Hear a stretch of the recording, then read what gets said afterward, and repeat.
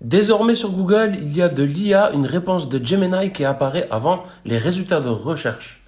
Ça répond à pas mal de questions et ça apparaît sur beaucoup de mots-clés en France et partout dans le monde et ça va faire baisser drastiquement potentiellement nos clics et donc nos visites sur nos sites internet.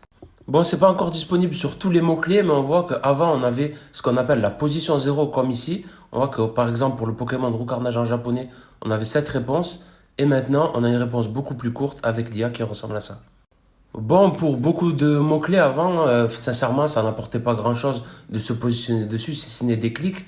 On n'avait pas de vente, on n'avait pas trop d'inscriptions à la newsletter. Bon, ça aura quand même un impact sur le SEO et sur les résultats, mais la façon de voir les choses, notre façon de voir les choses, doit aujourd'hui évoluer. Sur son blog, Google nous dit exactement ce qu'il faut faire pour apparaître dans les encarts IA, mais entre nous, franchement, c'est n'importe quoi, c'est toujours la même chose. Et les mecs sur TikTok, là, et par mail, et sur YouTube, etc., ils racontent toujours la même tambouille pour essayer de vendre leur formation. C'est la même chose qu'avant. Ça va pas changer. En gros, il faut faire en sorte de créer du contenu qui soit utile pour les gens, de faire en sorte qu'il soit agréable, que le site charge rapidement. C'est juste présenté d'une autre façon. Et avec ma formation SEO, moi, tout ça, je vous l'ai appris. Il n'y a rien qui change.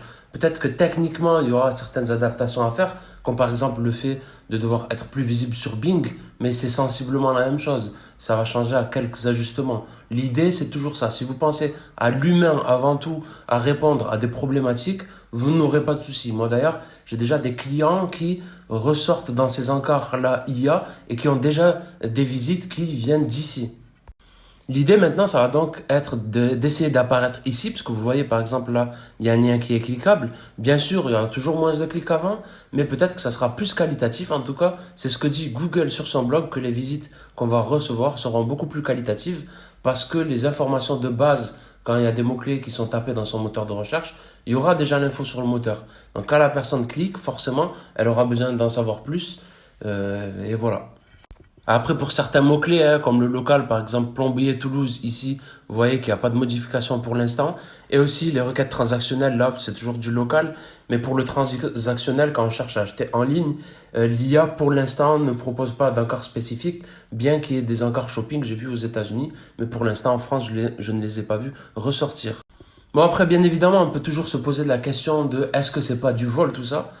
Moi, j'ai ma réponse. Hein, pour moi, Google nous vole notre contenu sur notre site internet, le réutilise et l'affiche. En plus de ça, il fait assez mal parce que dans ces encarts-là, j'en ai consulté vraiment énormément depuis que le truc est sorti. Il y a beaucoup de d'âneries. Après, en même temps, il va piocher dans ses propres résultats. Donc forcément, il y a de tout et n'importe quoi à boire et à manger. Donc ne prenez pas ça comme vérité absolue, d'autant plus que Google met tout en bas ici, les réponses de l'IA peuvent contenir des erreurs, hop, pouce en bas. Mais là, il le cache ça en plus et il met vraiment d'une manière où il faut cliquer pour voir la chose.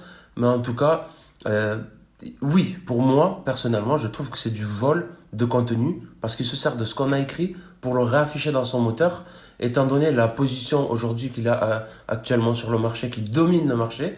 euh, c'est de l'abus de position dominante pour moi. Après, voilà, il faut se faire avec notre temps. C'est là, c'est devant nous, il faut faire avec et avancer.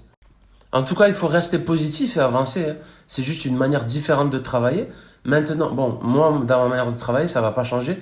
Sauf que je vais devoir faire beaucoup plus de vidéos maintenant et avoir une présence sociale qui est beaucoup plus augmentée. Oui, là, clairement, ça change par rapport à ce que je faisais avant. Sinon, en termes d'apparition sur les résultats de recherche, non, ça ne change pas. J'ai toujours créé du contenu qui répondent aux problématiques des gens sans broder pendant 3000 mots, en mettant de l'image, du formatage de texte, du grade italique, du soulignement, des liens qui sont intéressants, en faisant des petits paragraphes si possible, etc.